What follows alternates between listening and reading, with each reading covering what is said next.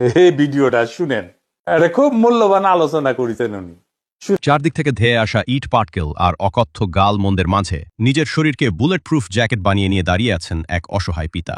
লক্ষ্য হামলাকারীদের হিংস্র থাবা থেকে নিজের মানসিক ভারসাম্যহীন অসুস্থ সন্তানকে যে কোনো মূল্যে রক্ষা করা। তিনি কোনো সাধারণ মানুষ নন, তিনি যশোর ৪ আসনের নির্বাচিত সংসদ সদস্য গোলাম রাসুল। রাজনীতিতে যখন আদর্শের জায়গা দখল করে নেয় পেশি শক্তি, গুজব আর অন্ধ আক্রোশ, তখন সাধারণ মানুষের ঘর থেকে শুরু করে খোদ একজন এমপির বাসভবনও যে কতটা অনিরাপদ হয়ে উঠতে পারে, সম্প্রতি যশোরের মাটিতে রচিত হল তারই এক ভয়ঙ্কর রাজনৈতিক থ্রিলার। সাম্প্রতিক সময়ে দেশের আনাচে কানাচে যে ম্যাজাস্টিস বা বিচার বহির্ভূত উন্মুক্ততার এক ভয়ঙ্কর সংস্কৃতি মাথাচাড়া দিয়ে উঠেছে, যশোরের এই ঘটনা যেন তারই এক চূড়ান্ত ও নগ্ন রূপ। গতকাল দিনের আলো ফুটতে যশোর শহরের আঞ্চলিক পাসপোর্ট অফিস সংলগ্ন নবনির্বাচিত জামায়াত মনোনীত এমপি গোলাম রাসুলের বাসভবনে শুরু হয় এক অভাবনীয় ও নজিরবিহীন তাণ্ডব। শত শত নারী পুরুষ, স্থানীয় কিছু রাজনৈতিক নেতা এবং মাদ্রাসার হুজুরদের উপস্থিতিতে এমপির বাড়ি ঘেরাও করে সৃষ্টি করা হয় চরম বিশৃঙ্খলা। কিন্তু কেন একজন রানিং এমপির বাড়িতে ঢুকে এই পৈশাচিক হামলা চালানো হলো?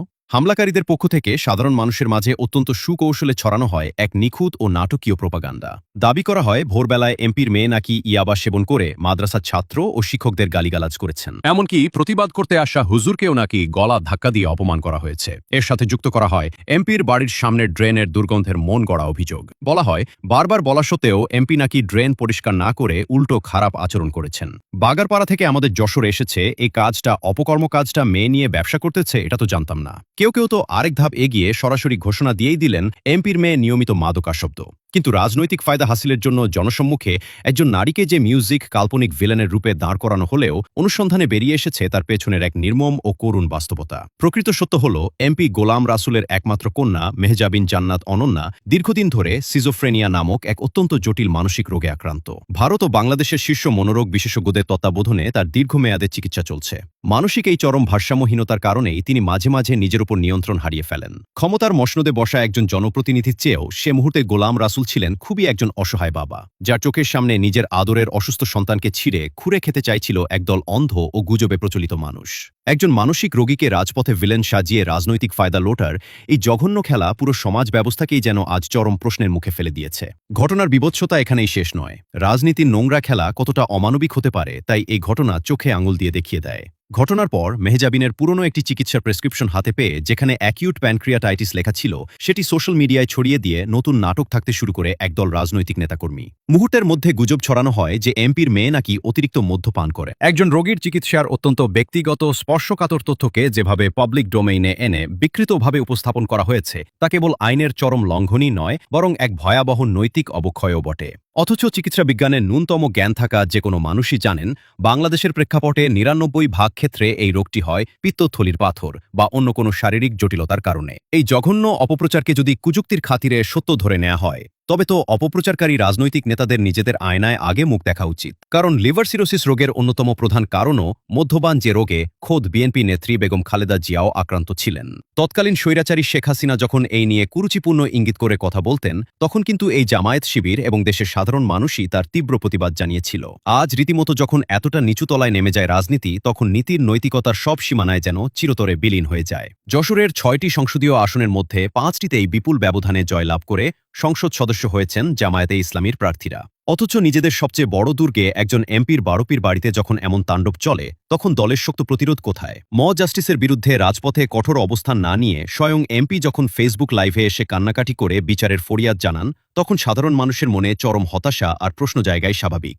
জনগণের ভোটে নির্বাচিত যে নেতা নিজের ঘরের অসুস্থ সমস্ত সন্তানকে নিরাপত্তা দিতে ব্যর্থ হন, তিনি এলাকার লাখো জনশক্তিকে কিভাবে এই মফ জাস্টিসের হাত থেকে বাঁচাবেন? রাজনৈতিক বিশ্লেষকরা মনে করছেন জুলাই গণ অভ্যুত্থানের পর মাঠের রাজনীতিতে যে নতুন সমীকরণ তৈরি হয়েছে সেখানে আধিপত্য বিস্তারের এক নীরব প্রক্সি যুদ্ধ চলছে, আর এই যুদ্ধের বলির পাঠা বানানো হচ্ছে সাধারণ মানুষ এবং তৃণমূলের আবেগ। এটি মোটেও কোনো বিচ্ছিন্ন ঘটনা নয়, বরং এটি একটি সুপরিকল্পিত টেস্ট রান। কয়েকদিন আগে পাবনার সাথিয়ায় জুমার নামাজের পর ব্যারিস্টার নাজিবুর রহমান মোমেন এমপির উপর হামলা, এবং যশোরের এই ঘটনা একই সুতোয় গাথা। মূলত রাজপথে আঘাতে এলে রানিং এমপি বা জামায়াত কেমন প্রতিক্রিয়া দেখায় সেন্ট্রালি, সেটাই যেন অত্যন্ত সুকৌশলে পরীক্ষা করে দেখছে তাদের রাজনৈতিক প্রতিপক্ষরা। রাজনীতির সচেতন মহলের মতে জামায়াত যদি এখনও এই আত্মতুষ্টি বা কৌশলগত নমনীয়তা নিয়ে বসে থাকে তবে এই সহিংসতা শুধু যশোর বা পাবনাতেই সীমাবদ্ধ থাকবে না।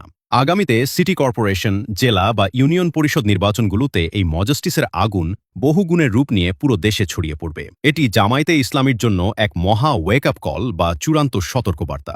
রাজনীতির মাঠে কেবল হাতজোড় করে বা নরম সুরে কথা বললেই টিকে থাকা যায় না, সেখানে দরকার পড়ে পাওয়ার পলিটিক্স বা শক্ত হাতের প্রতিরোধের। লাখ লাখ নেতাকর্মীকে মাঠে নামিয়ে যদি তাদের সঠিক আইনি ও শারীরিক নিরাপত্তা নিশ্চিত করা না যায়, তবে রাজনৈতিক শিষ্টাচারের দোহাই দিয়ে আরাম আয়েশের রাজনীতি বন্ধ করা উচিত। বলছে, হুজুরের গলা ধরে বলছে যে তোমার মাদ্রাসা কেন চালু করলে আজকে? তৃণমূলের কর্মীরা আজ প্রশ্ন তুলতে শুরু করেছে, যে দল নিজেদের এমপির বাড়ির সুরক্ষা নিশ্চিত করতে পারে না, তারা আগামীতে কিভাবে সাধারণ মানুষের অধিকার আদায় করবে?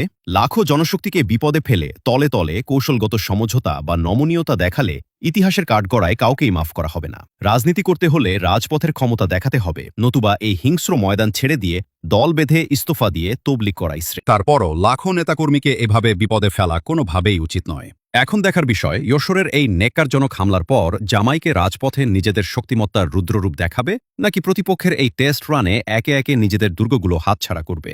যশোর ও পাবনার জনগণ যদি বুঝতে পারে যে বিপদের দিনে এসব এমপিদের মাঠে পাওয়া যায় না, তারা সাধারণ মানুষের পাশে দাঁড়ায় না, তবে আগামী নির্বাচনে উত্তরাঞ্চলের ভোটাররা বিএনপি বা অন্য কাউকে ক্ষমতায় আনবেন, জামাইকে নয়। জামাই যে 68টি আসন পেয়েছে সামনে, সেখানে আরটিও পাবে কিনা তা নিয়ে যথেষ্ট সংশয় দেখা দেবে। দর্শক, উত্তপ্ত রাজনীতির এই আগামীর খেলা কোন দিকে মোড় নেয় তা দেখতেই পুরো দেশ এখন চরম উদ্বেগে তাকিয়ে আছে। যশোরের এই নেককারজনক ঘটনা আপনি কিভাবে দেখছেন?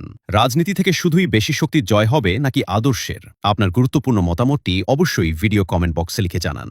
দেশের রাজনীতির পর্দার আড়ালের আসল খবর এবং নিখুঁত বিশ্লেষণ সবার আগে পেতে চ্যানেলটি এখনই সাবস্ক্রাইব করে বেল আইকনটি বাজিয়ে রাখুন আর পেজটি ফলো করে রাখুন। সত্যের পক্ষে সবসময় আমাদের সাথেই থাকুন। ধন্যবাদ।